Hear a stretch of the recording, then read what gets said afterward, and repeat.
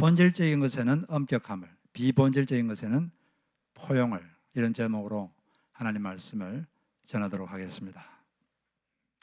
우리가 본질을 깨닫는 게 중요합니다. 본질이란 것은, 어떤 것의 본질이란 것은 핵심 원리를 말해요. 그게 없어지면 아무 의미가 없는 것, 그게 본질입니다. 나무로 치면 뿌리와 줄기에 해당되는 거죠. 본질과 대조되는 개념이 지엽인데, 지엽이란 말은 가지시자, 잎사귀, 엽자, 가지와 잎사귀. 뿌리와 줄기에 비하면 좀 지엽적이고 부수적이죠. 가지와 줄기, 가지와 잎사귀. 이걸 두 개를 구별을 해야 돼요. 그래서 이 본질적인 것에는 우리가 엄격하게 해야 되지만, 지엽적인 것, 방법적인 것, 이럴 수도 있고 저럴 수도 있는 것, 거기는 조금 자유를 줘야 되고 좀 포용을 줘야 됩니다. 그것까지 그냥 이렇게만 해야 돼, 이렇게 되면 여러 가지 어려움이 많이 생길 수가 있습니다. 오늘 우리는 이 말씀을 통해서 그걸 배울 수가 있는데, 루스드라 지역에 바울이 가가지고 거기서 디모데라는 사람을 만났습니다. 이 디모데를 본인의 그 선교사에게 동행자로, 동역자로 같이 사역하기를 원했습니다. 그런데 같이 데려가기 전에 먼저 이 디모데에게 할례를 행했어요. 할례를 하고 데려갔습니다. 근데 이게 이상한 게, 디모데는 할례를 했는데 또 나중에 갈라디아서 2장에 보면은 디도라는 또 훌륭한 일꾼이 있는데, 그 일꾼은 할례를 못하게 만들었습니다. 못하게 했어요. 그렇게 하다가 또 지금 이게 사도행전 16장인데 사도행전 15장에는 주제가 할례를 할 필요가 없다. 그게 또 사도행전 15장의 주제입니다. 그런데 주제가 그런데 갑자기 또 16장에 와가지고 디모데를 할례를 행하게 하고 그렇게 했습니다. 막 헷갈리죠. 왜 이랬다 저랬다 그러나 일관성이 있어야지. 왜 그런가를 우리가 한번 살펴보는 것은 의미가 있다고 생각하는데, 일단 그 사도행전 15장에는 할례를 할 필요가 없다, 그런 이야기가 들어있습니다. 그 당시에 그 안디옥 교회, 안디옥은 지금 현재 튀르키예 남부와 시리아의 접경 지역에 있는 도시입니다. 거기에 이제 안디옥 교회가 생겼어요. 주로 이방인들이 만든 교회죠. 그런데 거기에 유대 지역에서 유대인들이 몇 명 와가지고 이렇게 말했습니다. 예수만 믿어서는 안 되고 할례를 받아야 구원을 받습니다. 그러니까 그 지도자인 바울과 바나바가 화가 나가지고 그 무슨 말이냐, 말도 안 된다. 그런데 이 사람들이 승복을 하지 않아요. 그럴 때는 더 높은 군의에게 찾아가야죠. 그래서 예루살렘 교회에 찾아갔습니다. 그래서 사도들에게 결론을 좀 내려주십시오. 권위 있는 결론을 내려주십시오. 그들이 회의를 한 다음에 결론을 내렸습니다. 구원은 주 예수의 은혜로 받는 것이다. 결론. 할례 받을 필요 없습니다. 그 결론이에요. 이 모세율법이라는 게 거기에 많은 의식들이 있는데, 뭐 할례도 있고 여러 가지 의식들이 있는데, 그런 의식들은 장차 오실 예수 그리스도에 대한 상징입니다. 예수 그리스도가 오셔서 이루어질 여러 가지 것들에 대한 상징인데, 이미 예수님이 오셔가지고 그걸 다 이루셨어요. 상징이 다 이미 이루어져 버렸습니다. 그러니까 그 그림자였는데 본체가 와버렸으니까 더 이상 이제 그런데 우리가 연연할 필요가 없는 것이죠.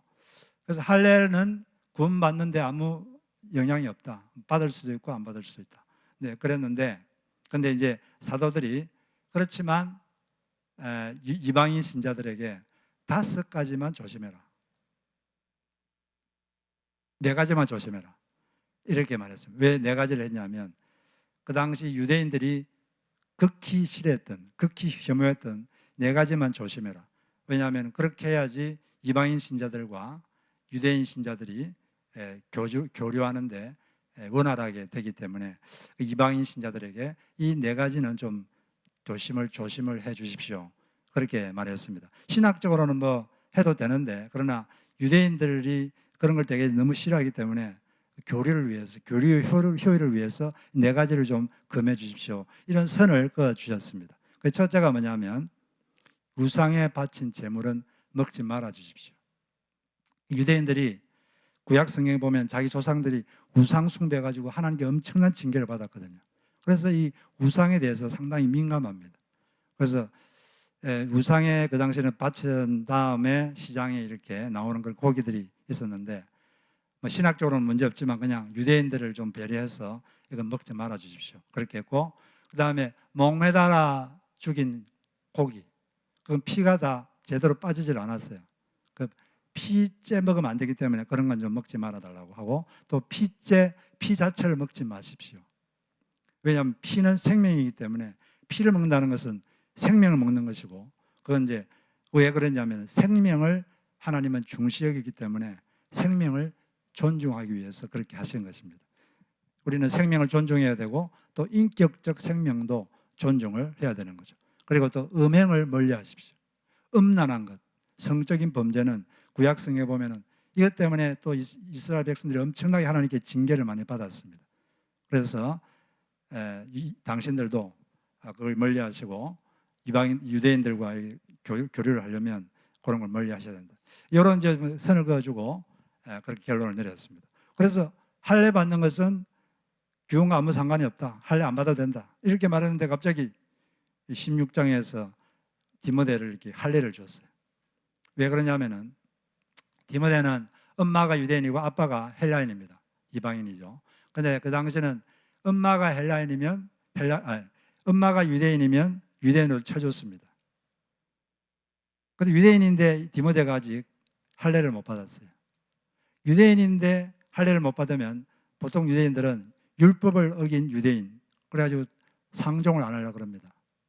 근데 지금 바울이 지금 디모데와 함께 막 다니면서 지금 선교를 해야 되는데, 대부분 그때는 처음에 초기에는 유대인 회당에 들어가가지고 말씀을 전했어요. 그 유대인 회당에는 대부분 다 유대인들이 모여 있습니다. 물론 개종한 이방인들도 거기 있지만 대부분은 유대인들이죠.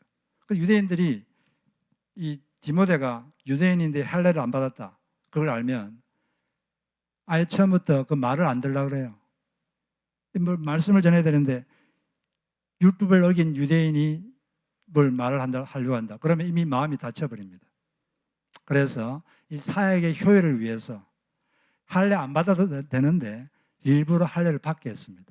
할례 안 받아도 되는데 그냥 받게 했어요. 사역의 효율을 위해서 그렇게 한 것입니다. 장차 그들이 사역할 유대인들의 마음을 얻기 위해서 유대인에게 맞게 적응을 한 거죠. 그런데 또 갈라디아서 2장에는 보면 디도는 이방인인데 디도는 할례를 못 받게 했어요. 왜냐하면 갈라디아서의 주제가 할례를 받아야 구원받는다는 이 잘못된 교리를, 이게 잘못된 것이다, 예수를 믿어야 구원받는다, 그걸 가르치는 게 갈라디아서인데, 만약에 같이 늘 다니는 일꾼인 디도가 이방인인데 디도 보고 할례를 받게 하면 할례를 받아야 구원받는 건 잘못됐다 이렇게 말하는데 그게 완전히 반대가 모순이 되어버리잖아요. 그래서 일부러 할례를 못 받게 한 것입니다. 그러니까 그 지금 상황에 따라서 이렇게 할 수도 있고 저렇게 할 수도 있고, 할례라는 것은 구원과는 본질적인 연관이 없습니다. 비본질적인 거죠. 비본질적인 것은 이렇게 할 수도 있고 저렇게 할 수도 있는 거예요. 그건 어떻게 하느냐? 그건 상황에 맞게 하면 된다. 이게 좋으면 이렇게 하면 되고 또 저게 좋으면 저렇게 하면 된다. 그게 이제 오늘 우리가 여기서 배울 수가 있는 것입니다. 본질적인 것에는 우리가 엄격함을 유지해야 됩니다. 본질적인 게 뭡니까? 예수를 믿어야 구원받는다. 이건 본질적인 거죠. 우리는 여기는 엄격해야 됩니다. 누가 와가지고 예수 안 믿어도 구원받을 수 있습니다. 또 뭐 예수만 믿는다고 구원받는 거 아니에요. 예수도 믿고 또 이것도 하고 저것도 하고 이래야지 구원받지. 그렇게 돼서 엄격하게 아닙니다. 성경의 진리는 예수를 믿으면 구원받습니다. 이게 진리입니다. 이게 엄격해야 됩니다. 그런데 그런 핵심 원리가 아니고 방법적인 것, 이럴 수도 있고 저럴 수도 있고, 그런 것은 좀 자유를 줘야 돼요. 포용을 해야 됩니다. 꼭 이렇게 하면 돼야 된다. 그렇게 되면 문제가 많이 생깁니다. 그래서 본질적인 것은 엄격함을, 비본질적인 것은 포용을, 또 자유를, 다른 사람이 그렇게 할 수 있도록, 나는 이게 좋다고 생각하지만 다른 사람은 그게 좋고 그게 맞는다고 하면 그렇게 하세요. 이 자유를 줘야 되는 거죠. 그럴 때 우리는 본질적인 것에 잘 집중할 수가 있습니다. 그런데 실제 우리 삶을 보면 이 사소한 것, 사실은 알고 보면 이렇게도 할 수 있고 저렇게도 할 수 있는 건데 그 사소한 것에 많은 사람들이 목숨을 걸어요. 이 지엽적인 것, 사소한 것, 이걸 자기 방식대로 해야 된다고, 내 방식이 정답이다, 이거 외에는 다 틀린 것이다, 그리고 그걸 고집하고, 그렇게 해서 많은 문제가 생깁니다. 많은 갈등이 생기고, 실제로 그런 일이 많아요. 가정생활에 그런 게 많아요. 가정생활에, 특히 아내 남편 사이에 그런 게 엄청나게 많습니다. 그것 때문에 이 갈등을 생기고 감정 싸움이 생기고, 알고 보면 그 사소한 건데 그 자체는 별거 아니에요. 그런데 그걸 자기 방식대로 해야 된다고 주장하다가 이 본질을 잊어버린 거예요. 본질. 가정의 본질이 뭡니까? 하나님 왜 가정을 있게 하셨어요? 왜 결혼하게 했습니까? 본질이 뭡니까? 사랑하라고. 서로 다르지만 좀 사랑하라고. 사랑하면서 서로 도와주면서 살라고. 사랑을 유지하라고. 그렇게 했는데 그런 본질을 잃어버리고 작은 것 때문에 서로 감정 상하고 그런 일들이 너무나 많습니다. 너무 안타깝죠. 이 문제는 또 로마 교회도 그런 문제가 있었어요. 로마서 14장에 보면은 그 당시도 그 교회 두 부류의 사람들이 있었습니다. 유대인이었다가 예수 믿은 사람, 유대교 신자, 또 이방인이었다가 예수 믿은 사람, 이방인 신자. 이 사람들 사이에도 갈등이 있었어요. 이때는 음식 때문에 유대인들은 이건 먹으면 안 된다. 먹을 수 있는 게 있고 안 먹을 수 있는 게 있다. 특히 고기. 구약에 보면은 이런 고기는 먹어도 되고 이런 고기는 안 먹어도, 이런 고기는 먹으면 안 돼. 그런 법이 있거든요. 그리고 또 그 당시에는 또 우상에 바쳐졌다가 시장에 파는 그런 고기가 있습니다. 근데 시장에 가가지고 이게 우상에 바쳐진 고기인지 안 고기인지 알 수가 없잖아요. 그러니까 유대인들은 그런 걸 되게 싫어하기 때문에 그냥 아예 고기를 안 먹었어요.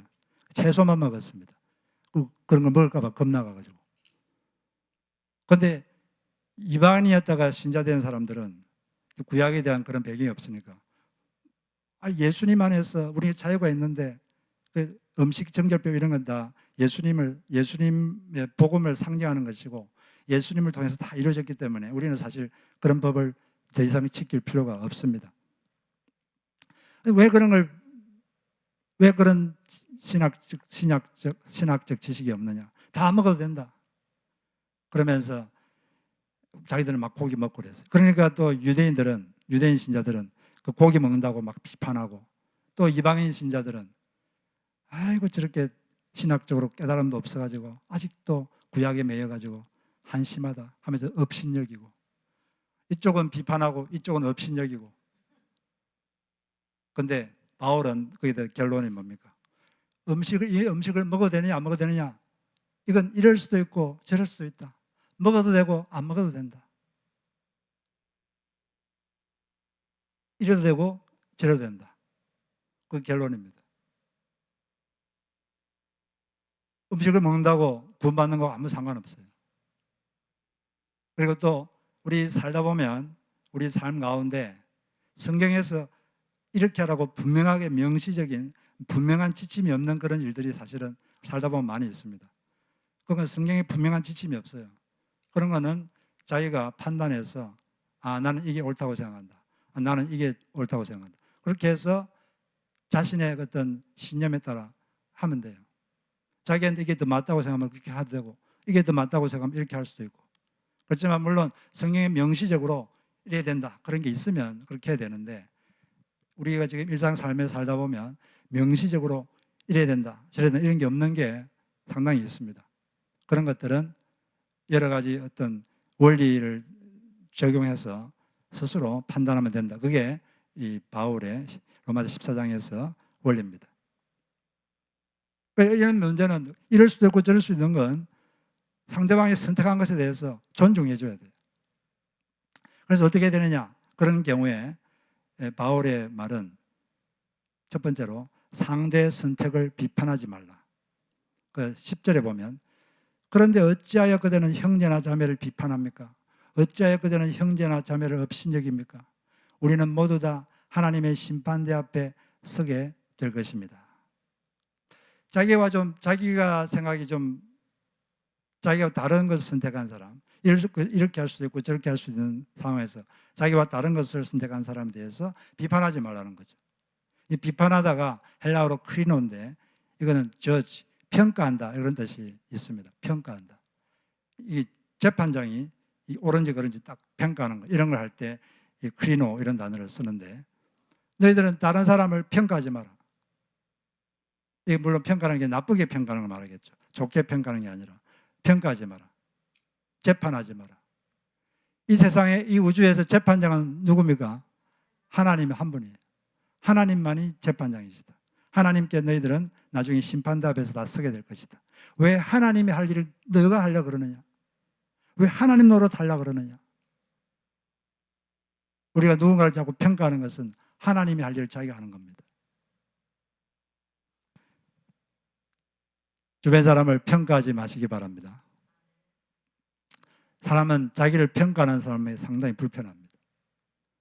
모든 사람은 다 그렇게 돼요. 누구가 자기를 평가하면 되게 불편함을 느끼고 호감이 떨어지죠. 그래서 여러분들이 어떤 기업의 인사 담당자가 아니면 어쩔 수 없이 평가해야 되는 그런 게 아니면 다른 사람을 평가하는 말을 하지 마시기 바랍니다. 마음속에 그런 생각이 들더라도 혼자 생각을 하시고 그렇게 하는 것이 그 지혜입니다. 하여튼 상대의 선택을 비판하지 마라. 두 번째로 그것으로 상대에 대해서 마음 상하게 하지 말라. 15절에 보면 그대가 음식 문제로 형제자매의 마음을 상하게 하면 그것은 이미 사랑을 따라 살지 않는 것입니다. 음식 문제로 그 사람을 망하게 하지 마십시오. 그리스도께서 그 사람을 위하여 죽으셨습니다. 자기와 다른 선택을 한 사람에 대해서 마음 상하게 하지 말라는 거죠. 왜냐하면 사랑을 따라 하지 않았기 때문에 상대방의 마음이 상한 것이다. 마음을 상하게 만든다. 그 사람은 얼마나 귀중한 사람인가. 예수께서 너무나 사랑하셔서 위하여 죽으신 귀한 형제인데 어떻게 그런 음식 문제로 그 마음을 상하게 하고 그 사람을 실족케 하느냐. 그러지 마라. 그게 사도의 가르침입니다. 세 번째, 상대가 걸려 넘어지면 자기 옳음을 포기하라. 21절에 보면 고기를 먹는다든지 술을 마신다든지 그 밖에 무엇이든지 형제나 자매를 걸려 넘어지게 하는 일은 하지 않는 것이 좋습니다. 자기 판단에는 이게 옳은 건데 이것 때문에 다른 사람이 그걸 하면 다른 사람이 시험에 들고 다른 사람이 걸려 넘어지면 하지 말라는 거예요. 그렇게 해도 괜찮은 거예요. 그렇게 해도 괜찮은 건데 근데 그것 때문에 다른 사람이 걸려 넘어지거나 시험에 들면 하지 마라. 실제로 바울도 그랬습니다. 바울의 고린도전서 8장 13절에 보면 그러므로 만일 음식이 내 형제를 실족하게 한다면 나는 영원히 고기를 먹지 아니하여 내 형제를 실족하지 않게 하리라. 바울은 나는 영원히 고기를 먹지 않겠다. 그렇게 말했어요. 신학적으로는 고기 먹어도 되거든요. 먹어도 돼요. 자기가 그렇게 가르쳤습니다. 이 8장에서. 먹어도 된다. 먹어도 된다. 그런데 그게 다른 사람에게 시험을 두고 다른 사람을 마음을 상하게 하고 다른 사람이 걸려 넘어지게 하면 나는 영원토록 나의 고기 먹을 수 있는 권리를 포기하겠다. 내 옳음대로 행동할 수 있는 권리를 포기하겠다. 왜냐하면 한 사람이라도 그것 때문에 시험에 들거나 걸려 넘어지면 안 되기 때문에 그렇게 하겠다고 작정을 한 것입니다. 우리도 바로 이 원리를 우리 삶에 적용해야 될 줄로 믿습니다. 우리는 본질을 추구해야 돼요. 본질이 뭐냐? 17절에 하나님의 나라는 먹는 일과 마시는 일이 아니라 성령 안에서 누리는 의와 평강과 희락, 기쁨입니다. 하나님의 나라는 하나님의 통치, 하나님의 통치가 일어나면 어떤 일이 생기느냐? 이걸 먹으면 하나님이 임한 거고 이걸 안 먹으면 임하지 않는 거다. 그런 어떤 외적인 규정 이런 것과 상관이 있는 게 아니라 하나님의 통치가 임하면 성령께서 역사하셔서 우리가 의로운 삶을 살게 된다. 하나님 앞에서 윤리 도덕적으로도 옳고 하나님의 뜻에 맞는 의로운 삶, 올바른 삶을 살게 된다. 우리가 질문할 것은 이걸 먹어도 되냐 안 먹어도 되느냐, 이걸 해야 되냐, 이런 외적인 게 아니라 내가 하나님 앞에서 올바른 삶을 살고 있느냐 없느냐, 그게 우리 질문 사항이다. 그리고 두 번째, 평화, 평강, 피스. 이건 화목을 말해요. 화목. 내가 주변 사람들과 하나님의 통치가 임하면, 하나님 나라가 임하면 성령님이 임하시는데, 그러면 화목함이 생깁니다. 주변 사람들과 평화가 생겨요. 화목. 이게 바로 하나님이 임하신, 하나님 나라가 임한 현상이다. 그걸 질문해. 내가 과연 주변 사람과 화목하게 살고 있는가 아닌가, 그걸 질문해야지. 이걸 먹어도 되는가 안 먹어도 되는가, 그러면서 이거 먹으면 안 돼, 먹는 사람들을 비판하고 업신여기고, 그게 아니다 이거지. 너무 지엽적이라는 거죠. 너무 사소한 것에 목숨을 걸면 안 된다는 거죠. 그 다음에 세 번째는 기쁨, 희락. 하나님의 나라가 임하면, 하나님의 통치가 임하면 속에서 기쁨이 생깁니다. 이 환경과 상관없는 기쁨이 생기게 되죠. 그게 있는가 없는가, 이걸 질문해야 되는 것입니다. 이게 바로 본질입니다. 우리는 이 본질에 충실한 우리 인생이 되어야 될 줄로 믿습니다. 그런데 아까도 말했지만 이런 지엽적인 것 때문에 많은 충돌이 있고 또 많은 이 어려움이 있는 것이 사실입니다. 특별히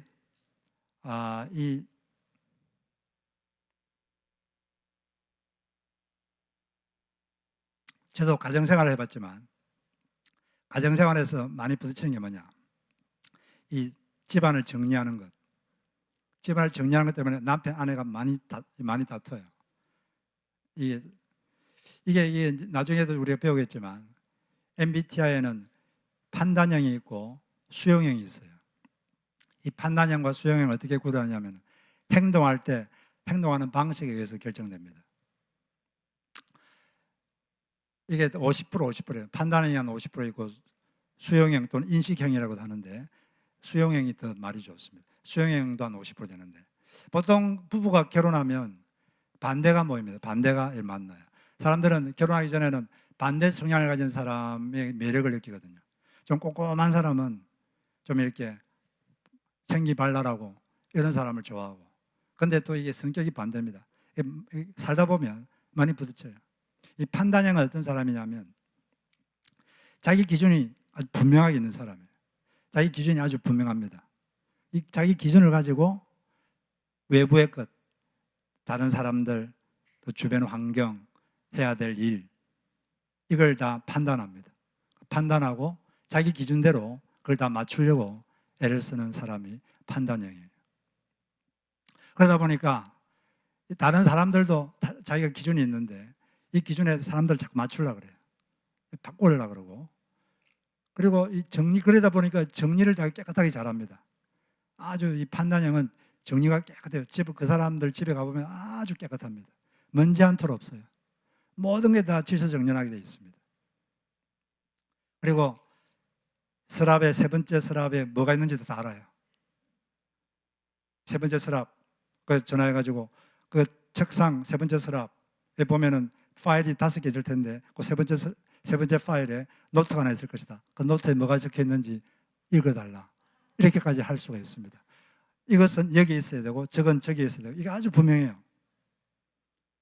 그게 강한 판단을 가진 사람들의 이게 타고난 습성이에요. 타고난 그게 타고난 거예요. 그게. 이런 사람들은 주변이 어지러우면 되게 스트레스를 받습니다. 이게 힘들어요. 그게 힘들고 그게 막 스트레스가 되고 거슬려요. 이게 거슬리니까 하는 거예요. 힘들어도. 근데 반대형은, 수용형은 어떠냐? 수용형이라는 말 자체처럼 주변에 있는 걸 그대로 그냥 받아들입니다. 그냥 사람도 있는 그대로 받아들이고 환경도 있는 그대로 받아들이고, 그냥 그러니까 주변에 좀 어지러워도 전혀 불편하지가 않아요. 좀 너저분해도 전혀 불편하지 않습니다. 조금 더 거슬리지 않아요. 그냥 그럴 수 있지. 그냥 사람이 살다 보면 조금 어지러울 수 있지. 또 사람이 그럴 수 있지. 딱 이런 생각이에요. 그러니까 인식형들은 정리를 못합니다. 이미 집에 있는데도 어딘지 몰라가지고 없는 것처럼 해가지고 똑같은 게 집에 몇 개나 있어요. 그런 사람 여기 몇 명 있는 것 같아요. 정리가 안 돼요, 정리가.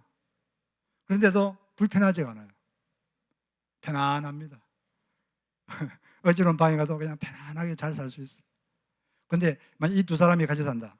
강한 판단력과 인생이 같이 산다. 그러면 어떤 일이 생기겠습니까? 전쟁이 납니다. 전쟁.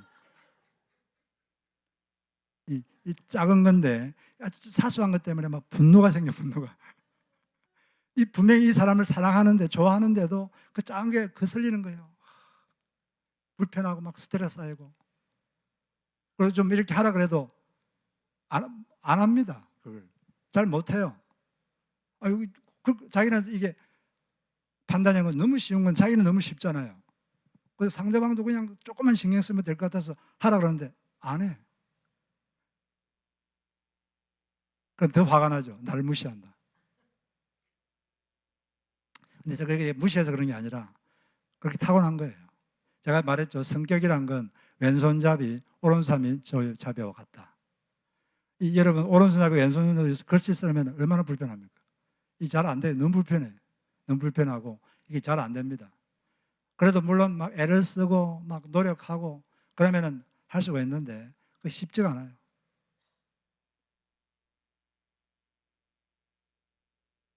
그래서 우리가 어떻게 되느냐? 여기 보면 제가 상대방의 성격적 약점 때문에 힘들 때 그때 어떻게 되느냐? 특히 가정에서 첫 번째로 간과의 능력을 키워야 됩니다. 웬만한 건 넘어가는 이걸 능력을 키워야 돼요. 조그마한 것도 못 넘어가고 그냥 그러면 인생이 너무 피곤합니다. 너무 힘들고. 여러분 간과의 능력을 키우시기 바랍니다. 웬만한 거 그냥 넘어가십시오. 이거 넘어가도 영생 얻는데 아무 지장 없습니다. 풍성한 삶을 사는데 아무 지장 없어요. 그렇게 안 하면 죽을 것 같은데 그렇게 안 해도 됩니다. 그렇게 안 해도 잘 삽니다. 너무 꼭 이렇게 해야 된다고 생각하지 마세요. 간과의 능력을 키우십시오. 두 번째, 그렇지만 도저히 너무 힘들다. 너무 힘들어서 도저히 안 되겠다. 그럴 때는 이제 상대방한테 말을 해야 되는데 말할 때 조심해야 돼요. 이때 싸움이 납니다. 잘못 말하면. 첫째, 아까 말한 것처럼 상대를 평가하는 말을 절대 하지 마십시오. 이게 나쁘게 평가하는 거죠. 상대를 나쁘게 평가한다는 말이 쉽게 말하면 비난하는 거예요. 사람 누구나 다 자기를 나쁘게 평가하면 자존심이 확 상합니다. 예를 들어서 그것도 못해 이렇게 말했다. 그게 무슨 말이에요? 당신은 그렇게 간단한 것도 못하는 덜 떨어진 인간이다. 그런 말이잖아요.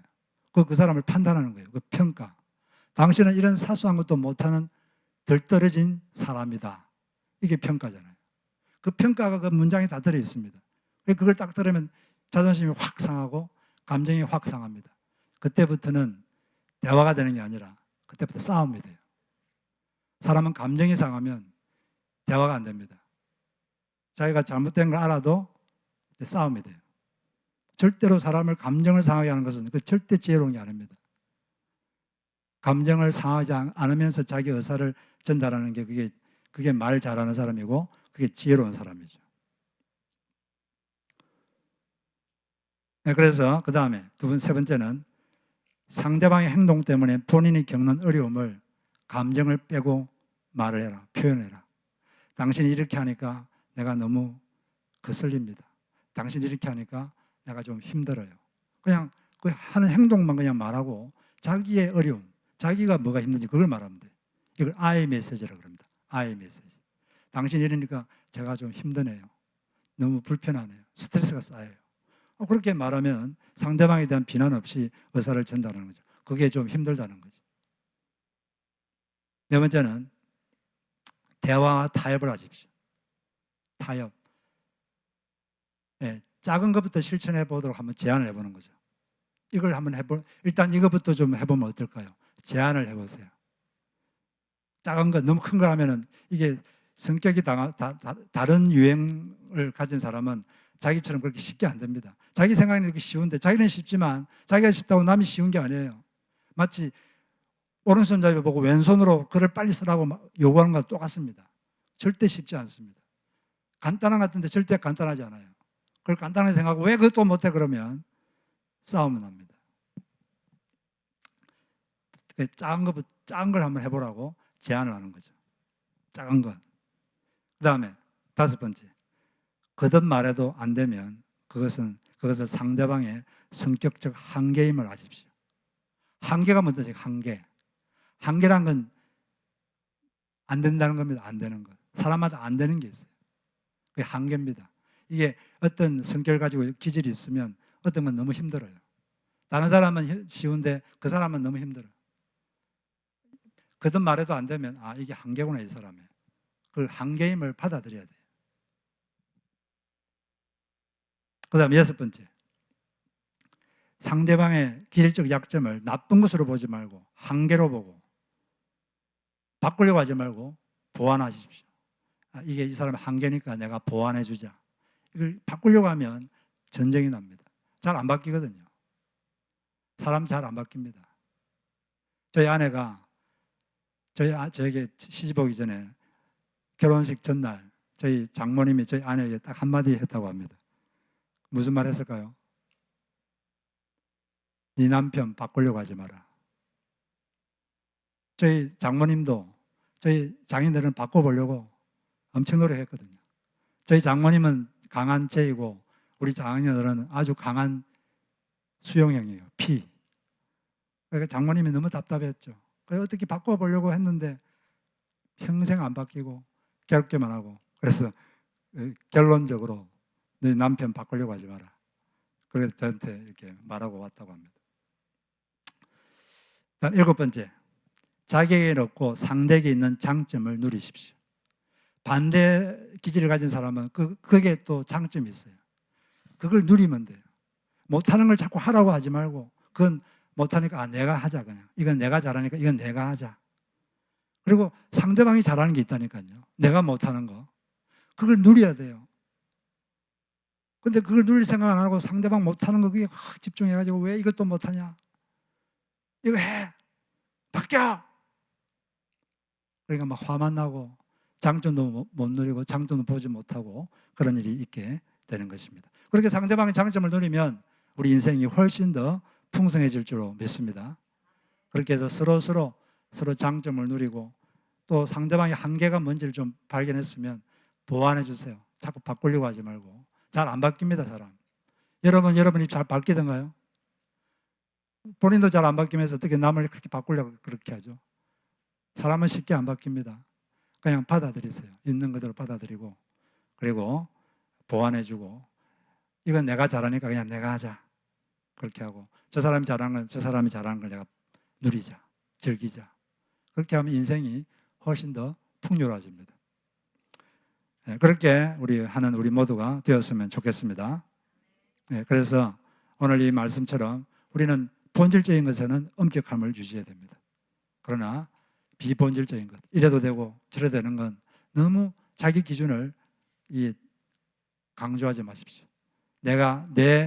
나의 기준이 정답이다 이렇게 생각하지 마시고, 나도 틀릴 수 있다 이런 가능성을 가지고 항상 부드럽게 이렇게 하면 우리의 삶이 훨씬 더 부드럽고 아름다운 관계가 될 줄로 믿습니다. 그런 여러분 되시길 주의 이름으로 축복합니다. 우리 같이 하나님의 은혜, 우리 찬양, 우리가 하나님의 은혜로 우리가 구원받았습니다. 그 하나님 우리를 은혜로 봐주기 때문에 우리가 살아있는 거예요. 안 그러면 우리 다 죽었어요. 그래서 이것처럼 우리 주변 사람들도 은혜로 봐줘야 됩니다. 은혜로운 마음, 부족해도 좀 모질해도 은혜로, 불쌍하게 생각하고 은혜로 우리가 은혜인 시각으로 봐줘야 되겠습니다.